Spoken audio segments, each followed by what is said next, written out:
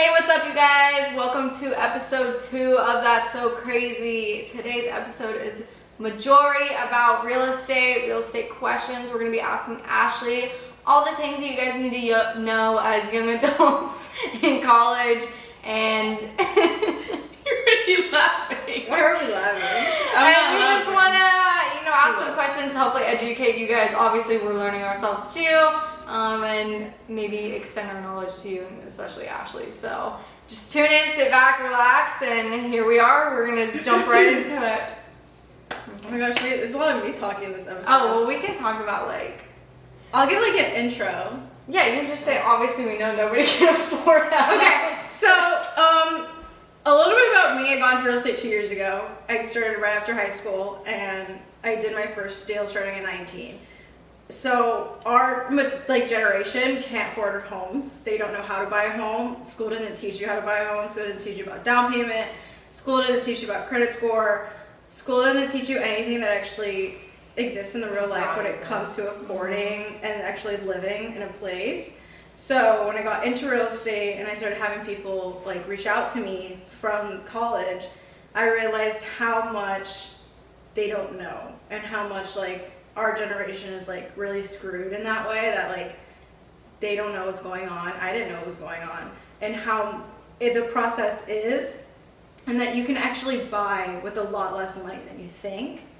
But there's just a lot into it, and I just realized that not a lot of people know about this because school won't teach you this. Right. So we came up with some questions, and these are questions that I've had people ask me before, and that I've told people in college, and I just have a lot of people ask me them, so I just thought I'd answer them here. Okay, well, let's start from the beginning. Say you're a college student, fresh out of college, and you just have your first big girl or big boy job, right? Okay. This is your first entry level position into the real world, right? Let's say you've been working there for a year, and you've kind of saved up some money to buy a house, but it may not be as much as other people have, but you know that it could be a good down payment. Let's say you have $20K saved. Okay. What could you do with let's say 20 to 40,000, because I feel that's a good starting point for most younger individuals. Obviously you have to be a little bit financially conscious to save that much money, but I feel most people age 25 to 30 have that kind of already set up in their mind, especially if you want to buy a house. So I guess what would the first step be if you had that money and you were looking to invest in a property? What would you do? So the first step if you're, let's say 25, you have around $25,000 to $30,000 saved. I'd say. Sorry, I'm looking at Dorothy because I was why are you on your phone? She's texting ChatGPT. Okay, so if you're around 25, 30, you have $20,000 saved, up to $30,000. One thing that I feel a lot of people don't understand is that you can buy a home with that, but you really have to keep into account what you want your monthly mortgage to be, because you can buy a home with 0% with first-time home buyers, which a lot of people qualify for, or you can buy it with an FHA, which is 3% down, but your monthly is going to be really high, which I feel a lot of people don't account for. So if you're at that age, I would keep your savings and I would go to a lender and I would go and try and see what you would get approved for. And going to a lender, a lot of people think it's scary. My team, we work with lenders that do a soft pull, so it doesn't destroy your credit. And this way, you can see what your buying power is, how much money you can buy, how much the bank is willing to give you, which is why it's so important to have a good credit score. And because the higher the credit score, higher the loan, less down. So if you go to the mortgage lender, go see what you can buy, go see your buying power, and then from there is when you start looking at home prices to see what your monthly mortgage is. A lot of people do that in reverse. They'll look at Zillow, be oh, $300,000 home, I like it, I have 20 in the bank, I'll just go buy that. Whereas I'll get approved after. Whereas you should get approved first so you don't waste your time, see what you can buy, and then see what your monthly is going to be. Your lender can tell you that, and then look at homes, because then you're not wasting time, and it really helps reality, because it's really sad. I see this with a lot of people where they see these beautiful homes and it's you can't afford that. and they enjoy doing that. Yeah, me working in a real estate office, there's a lot of real estate agents who complain about people who waste their time because they don't pre-qualify or whatever. Like they thought they would, and then they like you have to show proof of funds. For some like more if you're expensive cash, properties. yeah. Yeah, and a lot of the people don't have the proof of funds. Mm-hmm. So it also wastes the realtor's time in a way.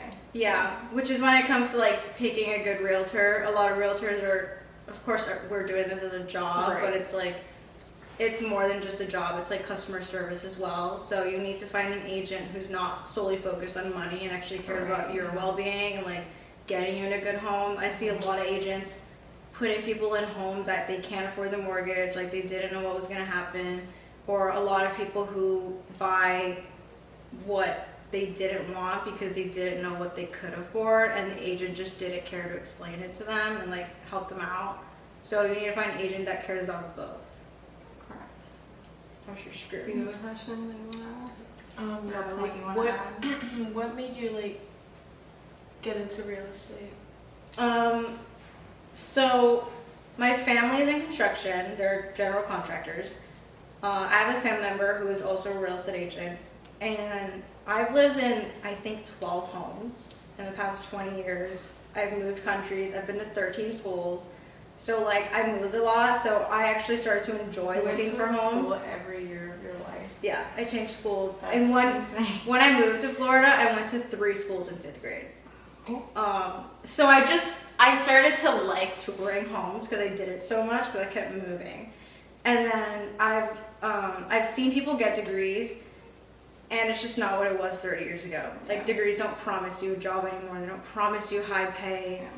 So when I left high school, I was like, if I'm going to go to college, I'm not going to leave college with a piece of paper saying I went to class. I wanted to leave college with a career built. And then I actually wanted to do real estate at 17. I don't know why. That just came into my head. And so then the minute I graduated, the next morning I signed up for my class. That's good. Didn't waste no time. No, it did take Yeah. a while to get the license, but Yeah. Was That's it easy right. to get?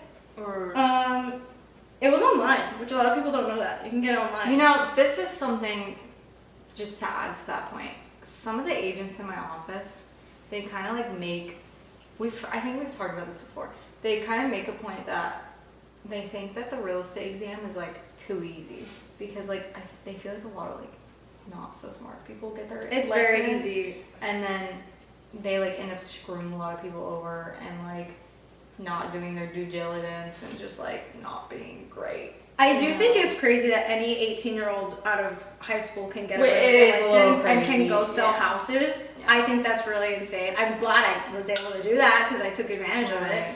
But the exam's really easy. The course is very easy. You just have to be able to sit there and listen to Yeah. it and then pass an exam, which we're taught to pass exams our whole life. Yeah. So everyone has a real estate license. It's so easy to have one. Yeah, that was just a little side thing Yeah. that I thought I would bring up, but yeah.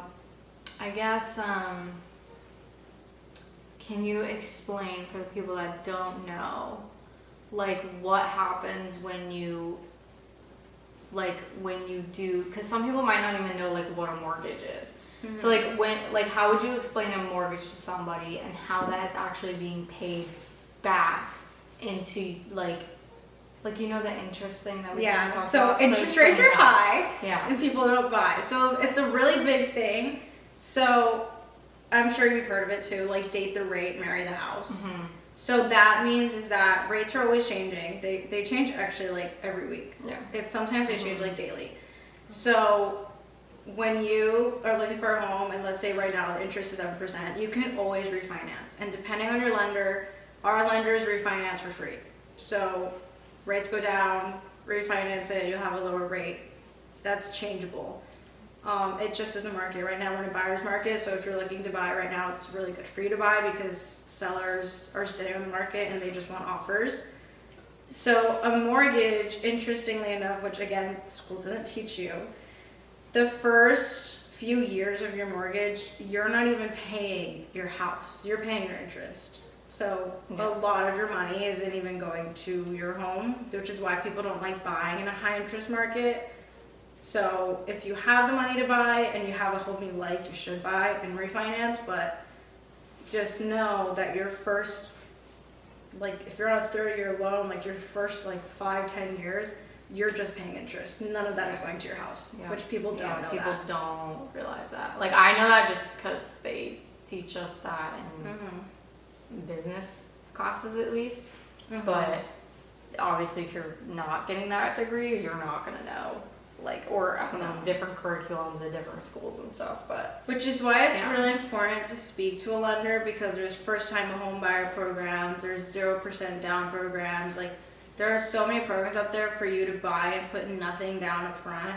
People just don't know. So people end up renting, spending $40,000 a year on rent when you had the opportunity to buy. So I guess what is the pro and what would be the con or cons or pros of buying with nothing down?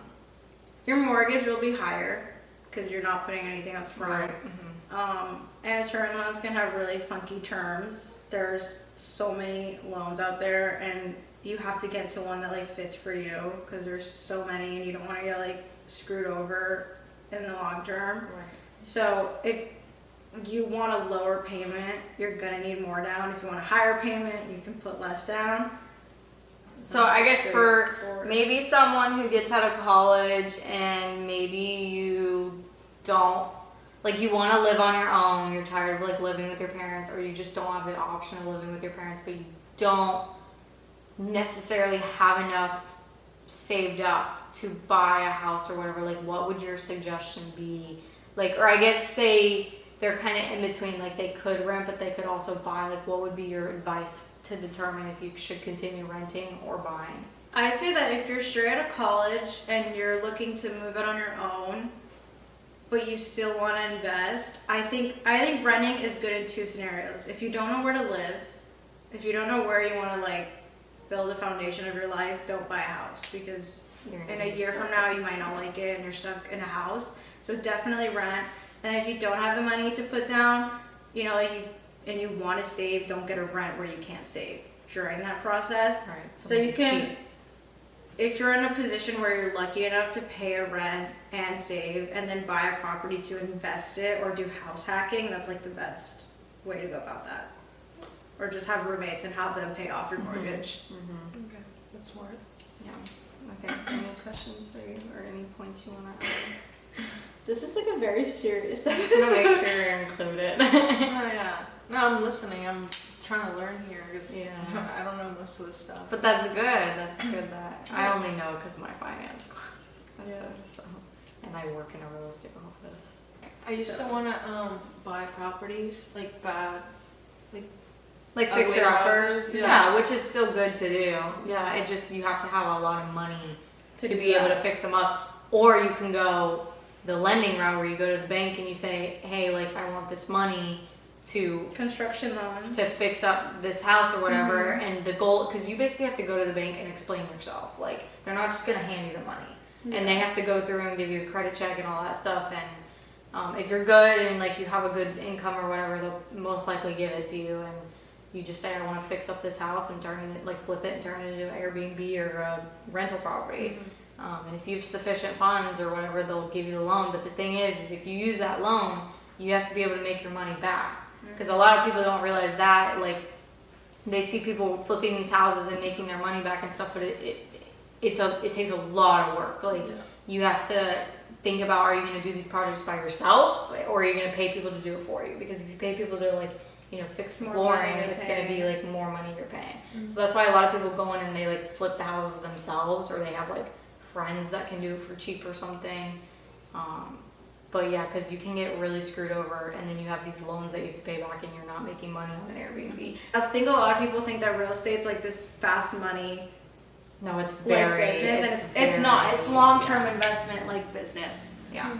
And I think if you're out of college, the best thing to do is house hack. And if you have friends that you can trust financially to buy a home together, and then you all live there, you all pay the rent. You all live there, and then maybe you have like one extra person right. paying extra rent. Everybody splits it or whatever. That would be, and it's not going to be a lot of money at first, but then you live there for 2-3 years with this extra person, or maybe it's like, say it's me and Dorothy getting a house together. We have 4 rooms, so us 2 will live in 1 room. Maybe it's with our partners, so our costs are now cut in like fourths. Yeah. And then you have 2 other people living in the 2 other rooms. Obviously, you're gonna like it's roommates. You're gonna have to deal with living with people. But if you're young, like most people will do that. But that splits your mortgage or whatever 6 ways right there. But then you're profiting from 2 of the people in there. You're not paying it all yourself. So yeah, that's like the best house hack I think college people can do, because you're already so used to living with roommates. If you can have someone you trust and like you're all clear on like what's gonna happen once it's paid off and you do sell, like put all your money together, buy a place, live in it. Number one, you all get to live in it. Yeah. Like you don't have to move back home after college, which a lot of people do, and then you make a lot of money at the end. Yeah. We were looking for an Airbnb in Key West. Because we're going for like, well, we needed like 8 bedrooms. They're Or expensive. like 6 bedrooms for like Yeah, 8 that shit people. in Key West is My God, it was like expensive. $1,000. Like Key West is not a Key cheap West is trip. so Like that is a expensive. trip that you're gonna spend money. Yeah. Oh, this is besides the point. But did you ever look into the Bad Bunny PR thing? Yes, I did. I was looking. How much is it? The Airbnbs in Puerto Rico are like $90 a night. Yeah, I know, but I thought the ticket That's itself so was like cheap. literally $1,700. Well, no, that's like the hotel. The for VIP like thing. like the Bad Bunny where they're gonna stay at the hotel, whatever. Basically, like tourists. But how many days is it? I guess if you It's were only gonna be. I'm only gonna go 1 day, so. You gotta go at least 2 if you're gonna. No. Oh no. I'm talking concert. Where are you going? Because he Well, does it every I'll weekend. go. When is it? It's I think he does it all the weekends and from Like this whole year? Or? yeah. Like I love Puerto Rico. Like I would Really? go. Like I want to go again. I want to. Have you been? I've never been. Yeah, you should I've go. never Like been that's there. a trip where like me and Johan will drop everything to go. I wanna again. go. Like it was so fun. Well, guys, if you're looking for a house, hire me. And then Contact Are you That's it. sure? I'm kidding. Yeah, Ashley. guys, you can interview me. I'll go through an interview process. I'll be every other agent. This I'll was do it. It's fine. is this it? We're kind of wrapping Yeah, up. Okay, that was this that. was a short episode, but it does teach you a lot, especially as young adults. Even I learned something new. You guys can learn something new. But this is really good advice. Take it. If you have any questions, you can leave them in the comments, and Ashley will get back to you guys. Or you can just DM us. Or you can Your DM us on the socials. That's So Crazy pod. And I'll input those guys. yeah. This week, I will And try. we'll get back to you. We'll have a response time of usually 24 hours, so depending how many we get. We're like but school we're just starting out, so our attention is always on our viewers. Guys, so. we are for viewers. But we're manifesting that we're gonna pop off. So let's make it happen. 2025, we're popping off. She has been wanting to use that all night. All right, that's it, guys.